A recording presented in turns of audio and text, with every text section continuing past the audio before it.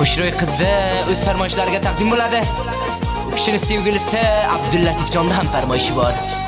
Menim yosh voysizotlik shoirim shoir Dilavarjon O'zbekni qalbi biryon, chashmi giryon bo'lib o'z tartiblab yozgan she'rlari bilan o'qiymiz. Ulfat sadosiga eshitib tinglangizlar.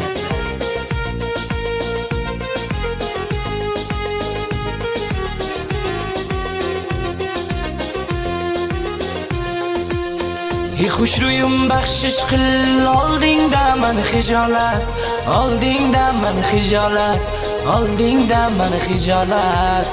Malomat etma meni, bordur bunda bir illat, bordur bunda bir illat, bordur bunda bir illat.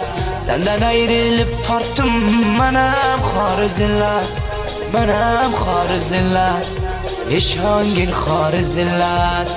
Biz yorim ololmadim, zorim ishting o millat, zorim ishting o millat, zorim ishting o millat.